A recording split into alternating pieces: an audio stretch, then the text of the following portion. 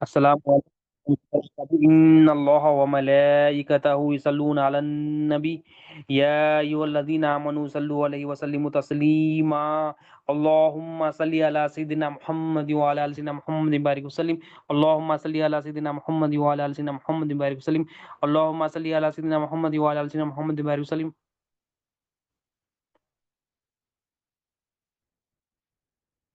اللهم صل علی سیدنا محمد وعلى ال سیدنا محمد بارک وسلم اللهم صل علی سیدنا محمد وعلى ال سیدنا محمد بارک وسلم۔ اللہ تعالیٰ کا بے انتہا فضل و کرم ہے کہ اس نے ہمیں نبی کریم صلی اللہ علیہ وسلم کی امت میں پیدا فرمایا اور پیدا ہونے کا فخر عنایت فرمایا۔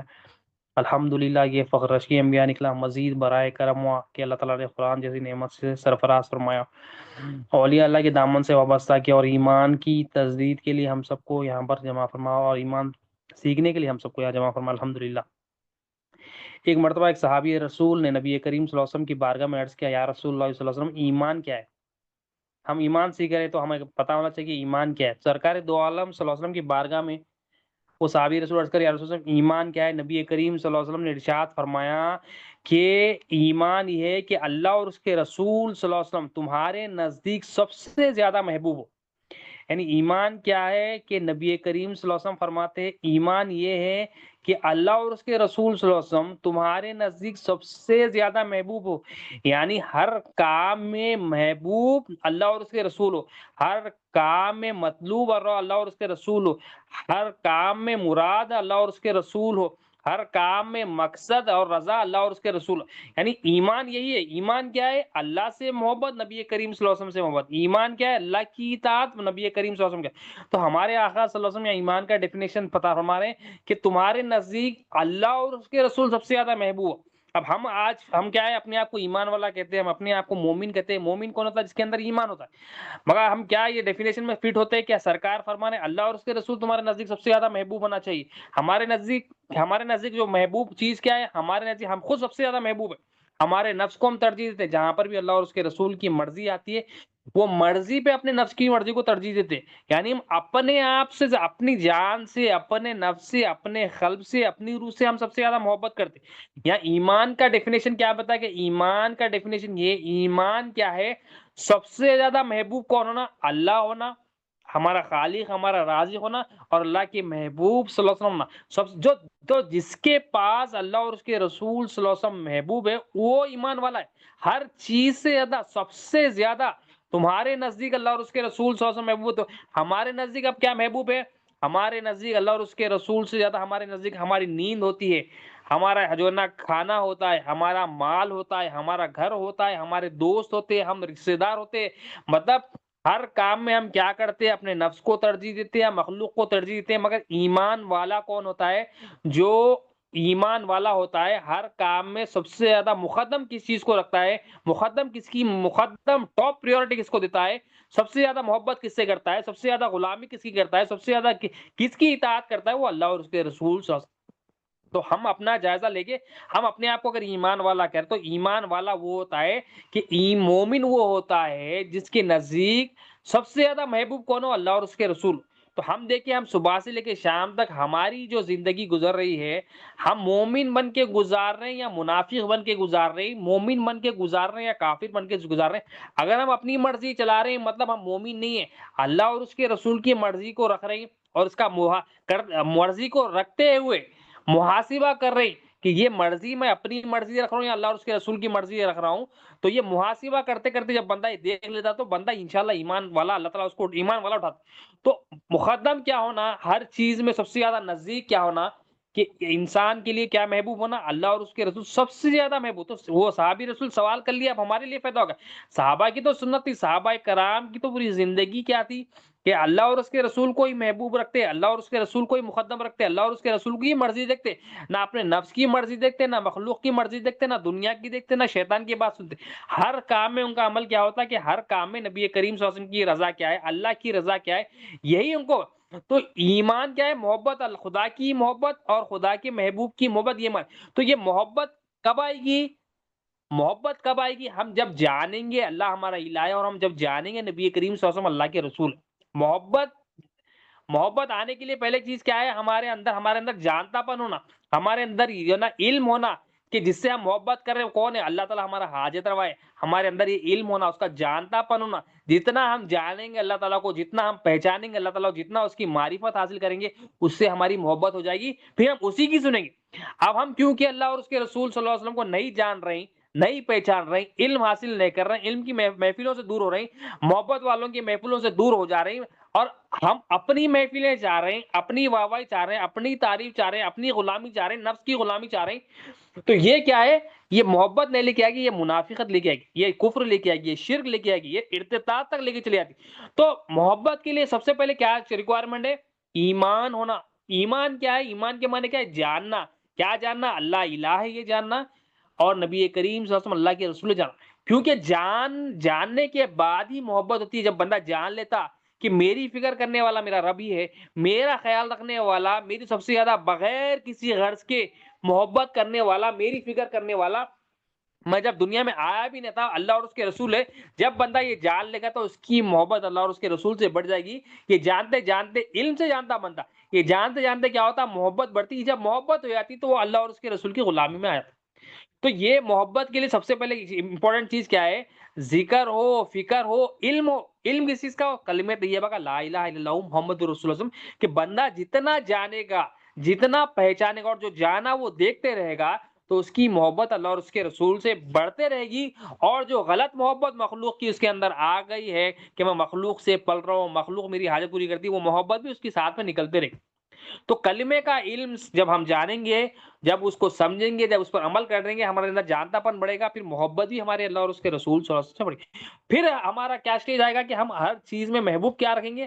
اللہ اور اس کے رسول صلی اللہ علیہ وسلم کو محبت رکھیں. اب اس میں رکاوٹ کیا ہے؟ اللہ تعالیٰ قرآن مجید میں جو اللہ اور اس کے رسول صلی اللہ علیہ وسلم کی مرضی میں جو رکاوٹیں آتی ہیں وہ اللہ تعالیٰ گنوا رہے ہیں. اللہ تعالیٰ قرآن مجید میں سورہ توبہ آیت نمبر 24 میں ارشاد فرماتے ہیں، اللہ تعالیٰ نے کچھ چیزیں گنوائے جو اللہ اور اس کے رسول صلی اللہ علیہ وسلم کی جو راستے میں اللہ اور اس کے رسول صلی اللہ علیہ وسلم کی مرضی پر چلنے کے لیے جو رکاوٹیں، اللہ تعالیٰ وہ چیزیں، وہ تعلقات گنوائے جو اللہ اور اس کے رسول سے ہمیں دور کر سکتی ہے اگر ہم صحیح سمجھیں نہیں تو. اب وہ کیا ہے؟ اے محبوب صلی اللہ علیہ وسلم، اے پیغمبر صلی اللہ علیہ وسلم، مسلمانوں سے کہہ دیجئے کہ اگر تمہارے باپ، بیٹے، بھائی، بیویاں، خاندان کے آدمی، مال جو تم کماتے ہو، تجارت جس کے بند ہونے سے ڈرتے ہو، رہنے کے تمہارے مکانات جن کو تم پسند کرتے ہو، اگر یہ ساری چیزیں تمہیں اللہ اور اس کے رسول صلی اللہ علیہ وسلم سے اور اس کی راہ میں جہاد کرنے سے زیادہ پیاری ہے، تو انتظار کرو یہاں تک کہ اللہ اپنا حکم بھیجے، اور اللہ نافرمان لوگوں کو ہدایت نہیں دیتا. اب اللہ تعالیٰ عربی میں تو اللہ تعالیٰ فرما دیے فاسق لوگ ہیں. کون ہے فاسق لوگ؟ جو اللہ اور اس کے رسول صلی اللہ علیہ وسلم کی راستے میں، اللہ اور اس کے رسول صلی اللہ علیہ وسلم کی مرضی پر چلنے میں، اللہ اور اس کے رسول کی اطاعت کرنے میں، اطاعت کو چھوڑ کر ان کے پیچھے لگے. یہ رشتہ داروں کے، کوئی گھر کے پیچھے، کوئی باپ کی محبت میں اللہ اور اس کے رسول کو چھوڑ دیا، کوئی اپنی اولاد کی محبت میں اللہ اور اس کے رسول کو چھوڑ دیا، کوئی اپنی بیوی کی محبت میں اللہ اور اس کے رسول کو چھوڑ دیا، کوئی خاندان والوں کی خواہش، خاندان والوں کی محبت میں، اس کی خواہشات میں اللہ اور اس کے رسول کو چھوڑ دیا، کوئی اپنی جو کمائی ہے وہ کمائی کماتے کماتے اللہ اور اس کو چھوڑ دیا، کوئی تجارت کرتے کرتے اس کے خوف میں کہ کہیں میری تجارت نہ چھوڑ دیا چلی جائے، وہ خوف میں اللہ اور اس کے رسول کو چھوڑ دیا، کوئی اپنی مکان سے اتنی محبت کر بیٹھا کہ اللہ اور اس کو رسول کو چھوڑ دیا. تو اللہ تعالیٰ فرما رہی ہے یہ جو ساری چیزیں ہیں، اگر تمہیں اللہ اور اس کے رسول کی جو نا راستے میں جہاد کرنے سے، یعنی وہ جو نا نفس سے، نفس کیا کرتا؟ ہمیشہ اللہ اور اس کے رسول کی مخالفت. اگر نفس ٹرین نہیں ہوا، نفس کو اگر ٹرین صحیح نہیں کرے تو انہیں کیا کرتا؟ اللہ اور اس کے رسول کی نافرمانی کرتا. اللہ تعالیٰ فرمائے اللہ اور اس کے رسول کی راہ میں جہاد، یعنی جو کوشش جو اللہ اور اس کے رسول کی جو ہے نا خلاف جو یہ نفس کرتا، یہ چیزیں جو آ رہی ہے، تو اللہ تعالیٰ فرما رہی ہے اللہ اور اس کے رسول کے راستے میں جو چیزیں آ رہی ہے، اگر یہ تمہیں پیاری ہے، اللہ اور اس کے رسول سے زیادہ پیاری ہے، تو انتظار کرو اللہ کا حکم آئے. اللہ کا حکم کیا آئے گا؟ موت آئے گی. اور جب خبر میں سوال ہوگا، ہمارے خبر میں بھی سوال کیا ہوگا؟ ہم جس سے محبت کر رہے ہیں، اگر ہم اللہ اور اس کے رسول سے محبت کریں تو خبر میں بھی وہی سوال ہو رہا. اگر تم اللہ سے محبت کرو گے، اللہ کو جانو گے، اللہ کو پہچانو گے کہ اللہ میرا الہ ہے، اللہ میرا معبود ہے، اللہ سے ہی میں پل رہا ہوں، اور بندہ بے فکر ہوتا مرتے کیا سوال؟ اس کو اللہ کے بارے میں پوچھا جا رہا ہے، بتا اللہ کے بارے میں کیا کہا کرتا تھا، بتا رب کے بارے میں کیا تیرا معاملہ ہے. رب کسے سمجھتا تھا؟ من ربو کا رب، تیرا رب کون ہے؟ اب جس سے یہاں پر محبت ہوگی، جس سے سب سے زیادہ محبت ہوگی، اگر مخلوق میں یعنی نوکری سے پلا سمجھا انہیں، نوکری سے اس کو محبت ہے، پیسوں سے محبت ہے، تو وہی جواب دے گا۔ اگر اس کی محبت یا ہماری محبت اللہ سے ہو جائے، اللہ کے غلام بن جائے، جب ہم سے پوچھا جائے گا بتا تیری پرورش کرنے والا کون ہے، تیرا رب کون ہے، تو ہمارا جواب بھی کیا ہوگا؟ اللہ سے پل کیا ہے، اللہ ہی میرا رب ہے، میرا بھی رب اللہ تعالیٰ ہے، تمہارا بھی رب اللہ تعالیٰ ہے۔ فرشتوں کو مومن جواب دے گا تمہارا رب اور میرا رب ایک ہی ہے، اللہ تعالیٰ وہ پرورش کرنے والا۔ تو یہ گواہی کب دیں گے؟ جب جس سے محبت ہوتی ہے اس کی گواہی دیں گے۔ اب اگر ہم مخلوق سے محبت کر رہے ہیں، ماں باپ، اولاد، بیوی، بچے، گھر، ہر چیز، تجارت کو پریورٹی دے رہے ہیں، اس کو دین نہیں بنا رہے، اس کو دنیا بنا رہے ہیں، اور یہ چیزیں رکاوٹ بن رہی ہے اللہ اور اس کے رسول کے راستے میں جہاد کرنے سے، تو ہوگا کیا؟ ہم جواب وہی دیں گے جو ہمارے دل میں ہوتا ہے۔ اگر دل میں مخلوق سے جو ہے نا لگاؤ ہے، مخلوق کی طرف رجوع ہے، اللہ اور اس کے رسول کے علاوہ مخلوق کے جو نا جو رکاوٹیں بن رہی ہے اللہ دین سے، دین کے قریب کرنے کے لیے، وہ جو دین سے دور کر رہی ہے، اس سے ہماری محبت ہوگی، تو خبر میں بھی وہ جواب۔